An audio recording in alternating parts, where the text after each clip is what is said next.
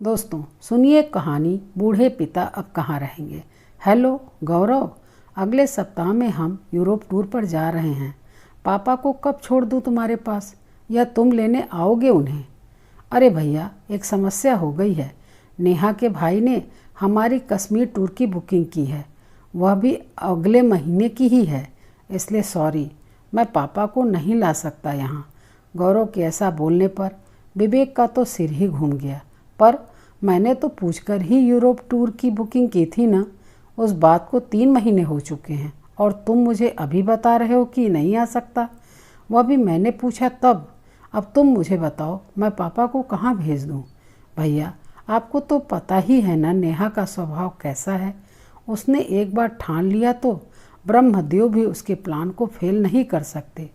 तो फिर प्लीज़ आप मेरे घर में झगड़ा मत करवाओ।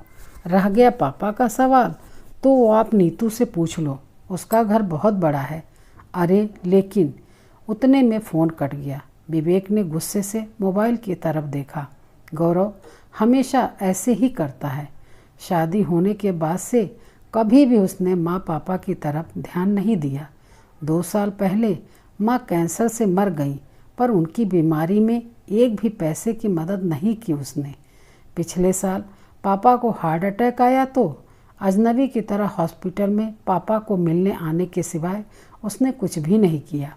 उसने पापा को नीतू के पास रखने के लिए कहा था, पर विवेक नीतू के पास पापा को नहीं रखना चाहता था। कहने को तो वो उनकी छोटी बहन थी, पर 1 नंबर की लालची और स्वार्थी थी। माँ के जाने के बाद वैसे भी उसने भाई पापा भाभी से कुछ खास मतलब नहीं रखा था। विवेक बेमन से नीतू को फ़ोन किया। नीतू, हम यूरोप टूर पर जा रहे हैं, 15 दिनों के लिए पापा को लेकर आऊँ क्या तुम्हारे घर?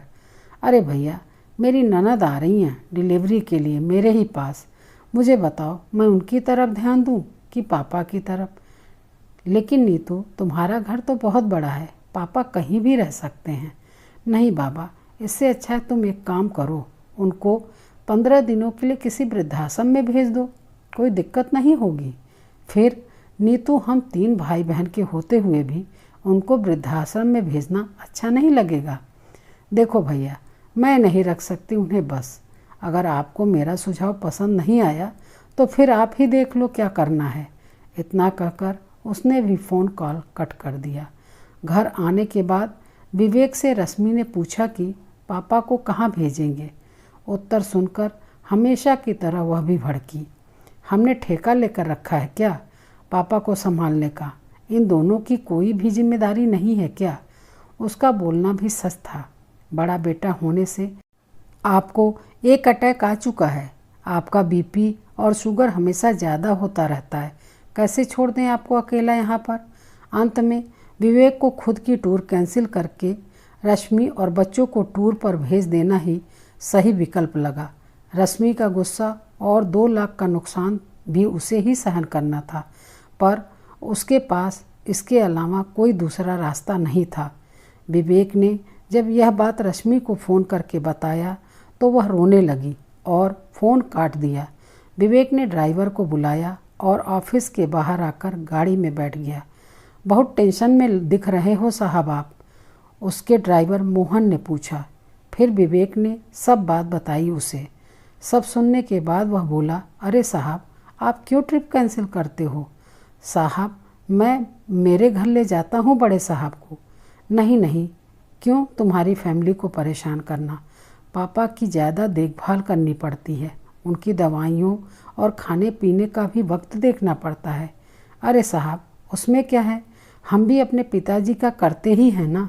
उनका भी बाईपास हुआ है, आपको भी तो पता है सब।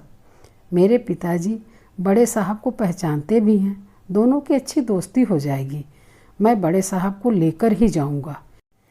एक ड्राइवर के घर पापा को भेजना विवेक को कुछ अच्छा नहीं लग रहा था, लेकिन ड्राइवर का हठ देखकर उसने पापा से ही पूछकर फैसला लेना सही समझा। ठीक है, चलो हम पापा से ही पूछते हैं, वह रेडी हो जाएं तो मुझे कोई दिक्कत नहीं है।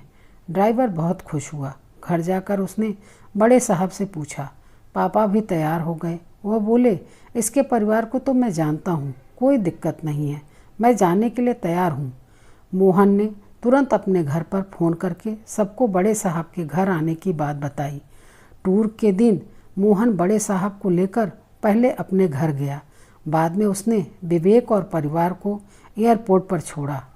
घर जाते वक्त उसने विवेक को विश्वास दिलाया, चिंता मत करो साहब, बड़े साहब एकदम आराम से रहेंगे। टूर के दौरान भी विवेक उसके पापा को फ़ोन करके हाल पूछता था।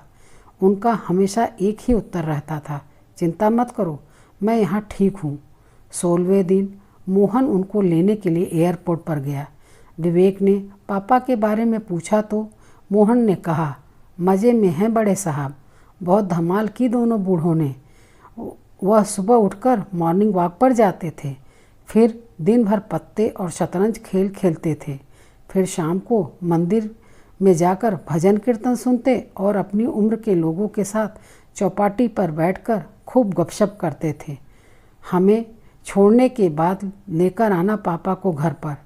एक दिन और रहने दो ना साहब, उनकी मेहमान नवाजी रह गई है अभी। अरे अभी क्यों करनी मेहमान नवाजी, इतने दिनों तक तुमने संभाला, ये क्या कम है? ऐसा क्यों कह रहे हैं साहब आप? अपने घर आने वाले मेहमान को मेहमान नवाजी किए बिना कैसे भेजें?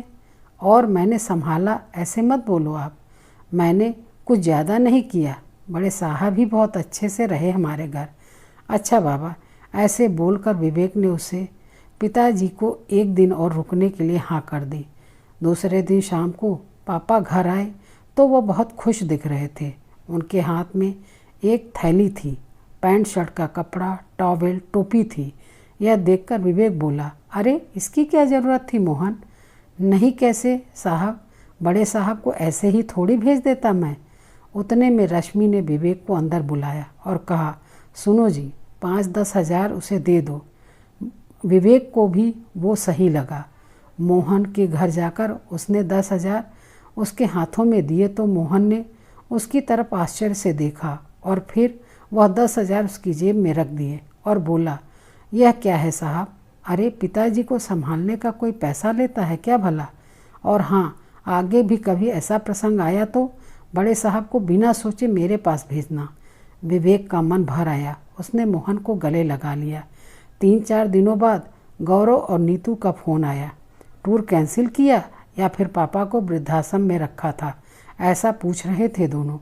विवेक के मुंह से इतना ही निकला कि उस दिन असल मायने में मुझे आज एक भाई मिला जिसने पापा का ख्याल मेरे जैसा रखा। दोस्तों, कहानी कैसी लगी ज़रूर बताइएगा। धन्यवाद।